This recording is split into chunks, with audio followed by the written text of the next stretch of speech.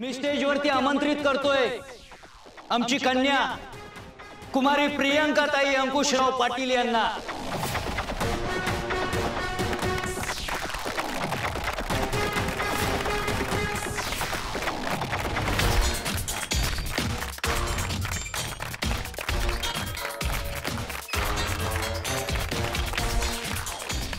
पिऊ जावा, आपल्या घराण्याच्या इज्जतीचा प्रश्न आहे।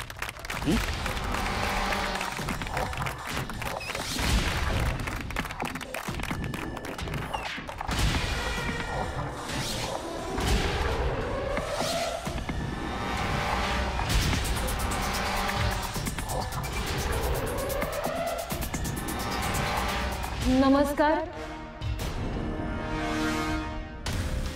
मी प्रियंका अंकुशराव पाटील।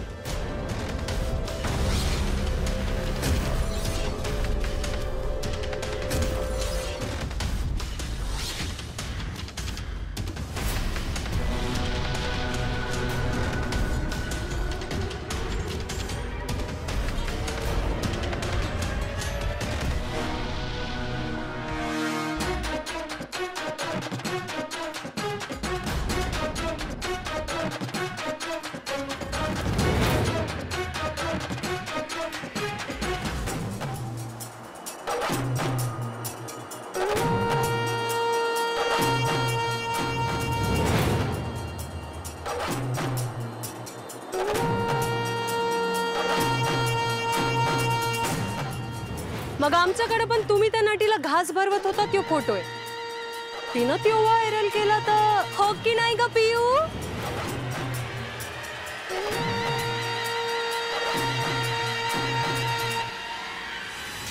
मग हे तुम्ही तिला जाऊन सांगा ना, मला सांगून काय फायदा? कसं सांगणार? घरी जाऊन सांगा।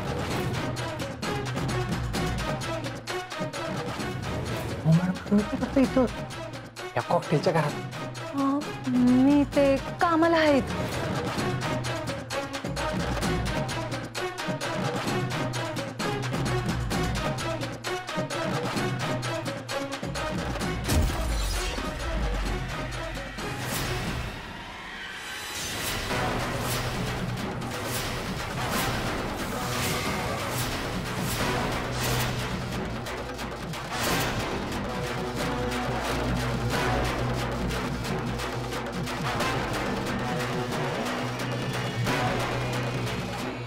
वेड्या, अरे इथं कॉकटेलच्या घरचे कामवाले नाही, त्याची पोरगी।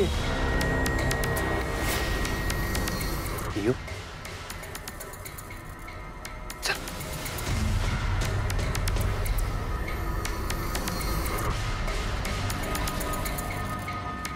मंडळी, आमच्या पियूताई जास्त समाजापुढे आलेले नाहीत, पण म्हणून त्यांनी आपलं सामाजिक भान विसरलेलं नाही।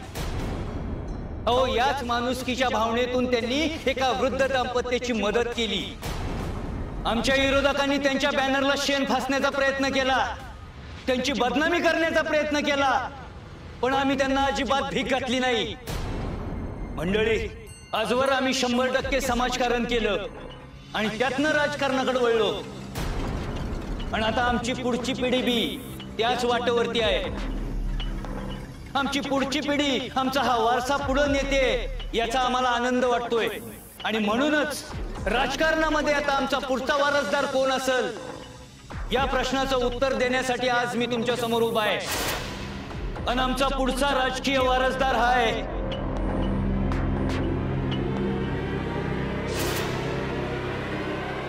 आमची कन्या कुमारी प्रियंका अंकुशराव पाटील।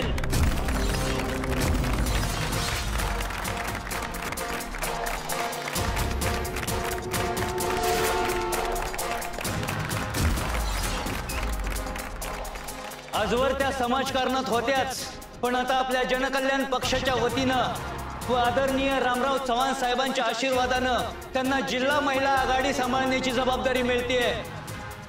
हे मी या कार्यक्रमाच्या निमित्तानं आपल्या समोर जाहीर करतो। मी आदरणीय रामराव चव्हाण साहेबांना विनंती करतो की त्यांनी आमच्या पियूताईंचा सत्कार करावा।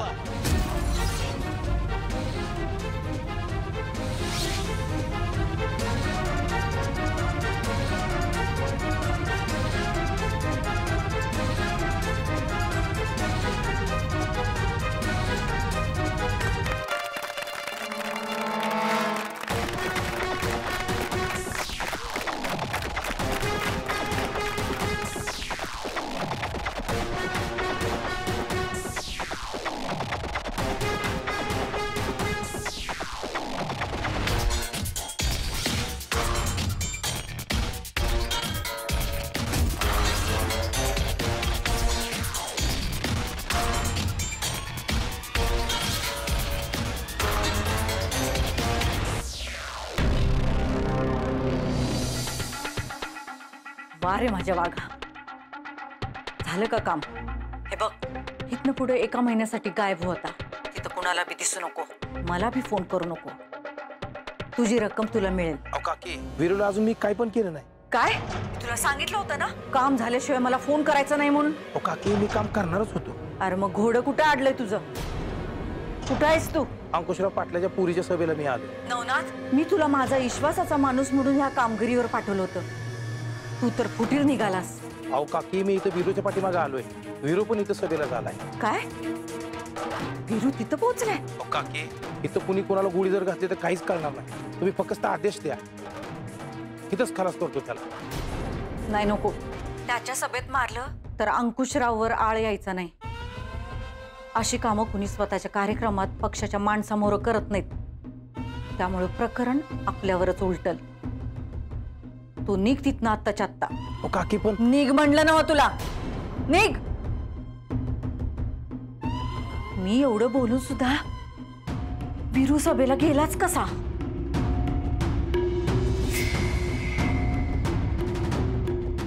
सुनंदे, काय झालं कांचन? काय झालं? तुम्हा दोघा मायलेकांचं कारस्थान माझ्या लक्षात येत आहे. तुझा तो दिवटा एवढं रामायण घडून सुद्धा त्या अंकुशरावाच्या पुरीच्या सभेला जाऊन बसलाय. म्हणजे काकी, तुम्ही म्हणत होता तसं खरंच राजवीर भैया अंकुशरावाच्या गटात सामील झालेत का काय? नाहीतर कशाला जाईल तो शान खायला तिकडं? माझी तर आता खात्रीच झाल्या, तुम्ही दोघं मायलेक त्या अंकुशराव बरोबर माझ्या विरोधात कारस्थानं करताय. आणि मी हे यशस्वी होऊ देणार नाही. हे डोक्यात खिट्ट करून ठेवायचं. वहिनी, वहिनी, वीरू नाही त्या काठी. मी सगळीकडे हुडकलं, त्याच्या दोस्ताकडे पण बघितलं, पण वीरू कुठंच गावं नाही. कसा गावल? तो जाऊन बसलाय अंकुशरावाच्या पुरीच्या सभेला. लाजा विकून खाल्ल्यात दोघांनी. दादासाहेबाची पुण्याई म्हणून आसरा दिला, अन्न खायला दिलं, आणि त्या अन्नातच मीठ कालवलं ह्या दोघांनी. ते काही नाही, आता पाणी डोक्यावरनच चाललंय. ह्यांच्यावर आता घाणाच फिरवते मी. 2 दिवसाची तुम्हाला मुदत दिली होती ना, तुमची लायकी पण नाही तेवढी राहायची. आत्ताच्या आत्ता बॅगा भरायच्या आणि निघायचं इथनं. परत मला तोंड सुद्धा दाखवायचं नाही.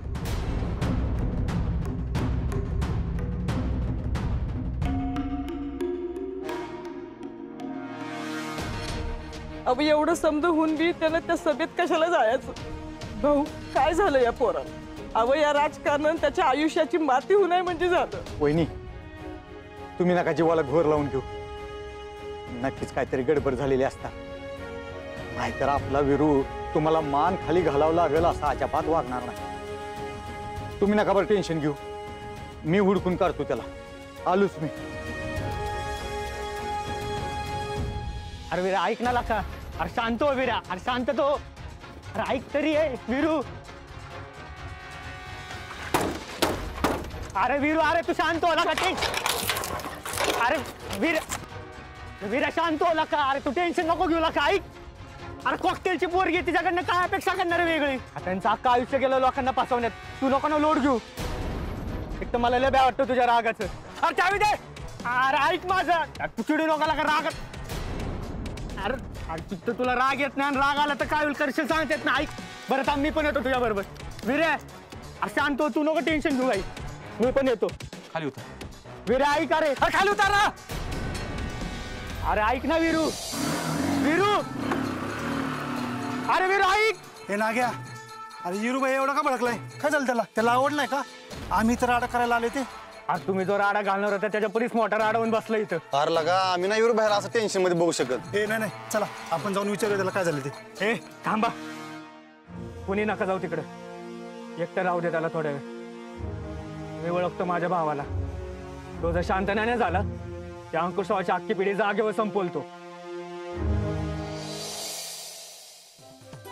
हे बघा आले अंकुशराव आणि पियुताई, प्रियंकाताई. आजच्या सभेत फार उत्तम बोललात तुम्ही. अहो असं कुठेही वाटलं नाही की तुम्ही नवखे आहात म्हणून. आणि अंकुशराव, अहो मुलीकडे जरा विशेष लक्ष द्या. अहो उद्याचं त्या उगवतं नेतृत्व आहे. चव्हाण साहेब, अहो इथनं मोर आमचं पियूकड लक्ष असणारच आहे. बघू आता राजकारणाला कशी दिशा देतात ते. अहो नुसत्या नजरेनं पारख होते आम्हाला. तुमची कन्या म्हणजे 52 कशी सोनं आहे. आणि सर्वात महत्वाचं म्हणजे तुमचं भविष्य आहे. हो, आणि पियुताईच्या समाजकार्यामुळे एक चांगली प्रतिमा तयार होईल पक्षाची. प्रियंकाताईंमुळे आमच्यासारख्या युवतींना एक नेतृत्व मिळाले. पियुताई, एक सेल्फी.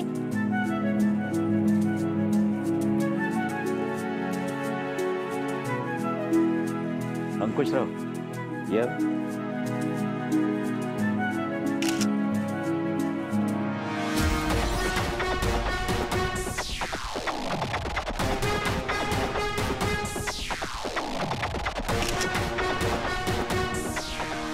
अंकुशराव, आज आम्ही तुमच्यावर जाम खुश आहोत. अहो आज काय बाजी मारली तुम्ही, म्हणे विरोधकांच्या 4 मुंड्या चित केल्यात. अहो चव्हाण साहेब, तुमच्यासारखा पक्षातला ज्येष्ठ नेता जर आमच्या पाठीशी असेल तर असे कितीतरी विरोधक आम्ही 4 मुंड्या चित करू.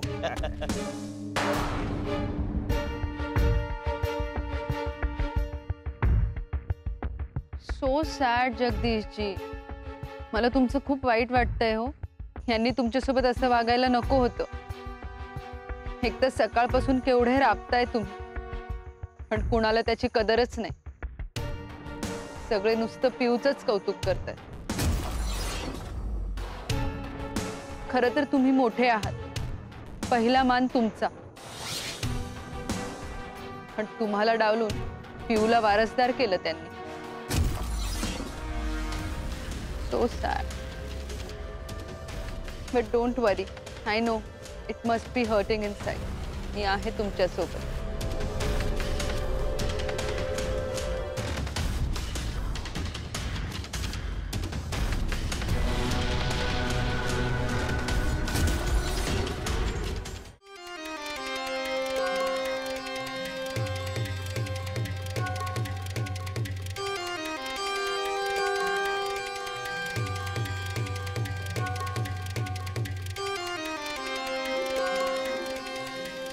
काकी, काय झालं?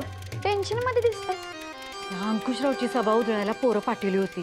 त्यांनी सभेत गोंधळ घातलाय का घोळ घातलाय काय कळना झालं.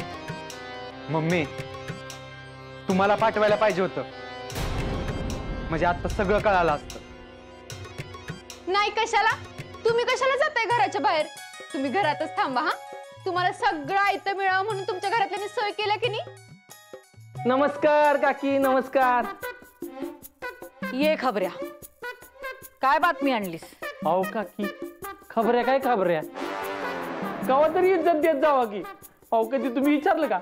थांबा पत्रकार, आज मटणाचा बेत आहे, रस्तान भाकरी हाणून जावा म्हणून. ए, काय सांगायला आलायस ते सांग. उगाच पुढचं रान हाकू नकोस. बोल, काय खबर आणलीस?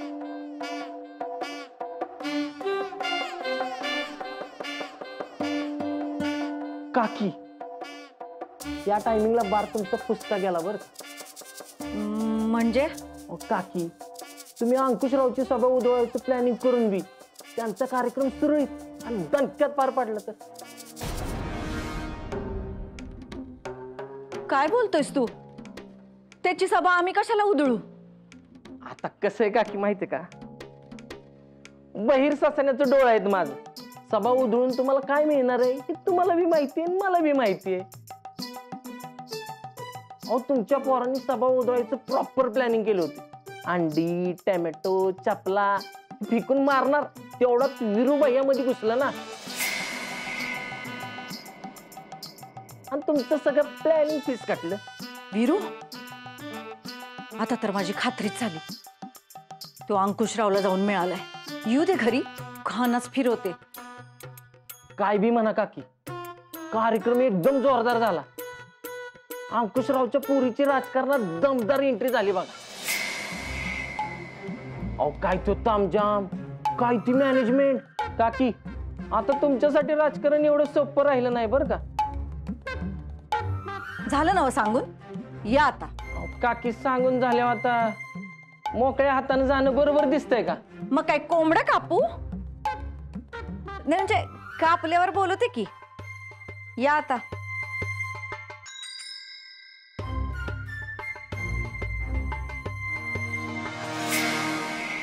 मम्मी हो, शेवटी त्या अंकुशरावानं त्याच्या पुरीला राजकारणात आणलंच. नाही ना, ते कसं आणतात? ते तर त्यांच्या पोराला आणणार. एवढे दिवस मी सांगत होते तर माझं ऐकलं नाही. मलाच काही कळत नाही ना राजकारणातलं. चुकून एखादा दगड बरोबर लागला म्हणून एवढं बोलायची गरज नाही. ठीक आहे, नाही बोलत. पण आता आपण काहीतरी हालचाल केली पाहिजे. त्या अंकुशरावानं त्यांच्या पोरीला आणले राजकारणात. तुम्ही बी तुमच्या पोराला आणलं पाहिजे. हीच योग्य वेळ आहे. पुढं काय करायचं हे माझ्या डोक्यात फिट आहे. पण तो विरू आहे ना, काट्यावानी आडवा येतोय माझ्या रस्त्यात. त्याला तर मी आता सोडतच नसते. येऊ दे समोर, खानाच फिरवते. कांचन, अगं लोक तुला काय बी सांगतात आणि तू लगेच विश्वास ठेवतीस वय. अगं हिरोला येऊ दे, त्याला विचार तरी. तुम्ही तुमचं तोंड बंद ठेवा. तो विरू अंकुशराववर मिळून माझ्या विरोधात डाव रचतोय. माझ्या घरात राहतोय, माझंच खातोय आणि माझ्यावरच उलटलाय तुमचा विरू. आता त्यांनी या घरात राहायचं नाही म्हणजे नाही. आता त्याला माझ्या चपलीजवळ सुद्धा जागा नाही. येऊ दे नुसता समोर तो, मग बघतेस त्याला. मग तो हाय आणि मी हाय.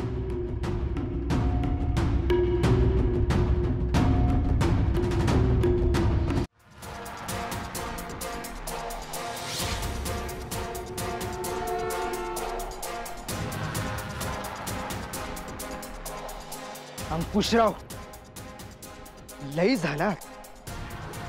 इतक्या दिवस आम्ही गप बसून होतो, पण आता नाही. मोठ्या पोराला डावलून तुम्ही आमच्या बारक्या बहिणीला राजकारणात मोर केलं. काय गरज होती याची? आम्ही लहानपणापासून बघत आलो. आम्ही कधी काय मागितलं ना, आम्हाला कधीच नाही दिलं. सगळं पिऊला दिलं.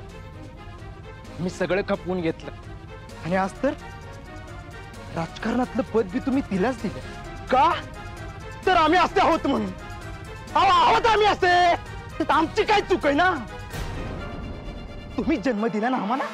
अंकुशराव पाटील, तुम्ही आम्हाला डावलून लई मोठी चूक केली. तुम्हाला ही लई मागात पडणार आहे.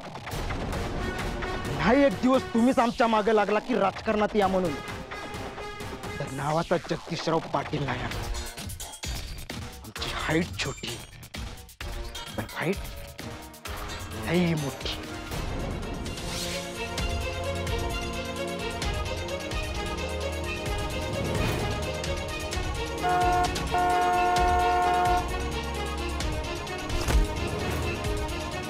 लांब राहायचं त्याच्यापासून. दोस्त आहे मी त्याची.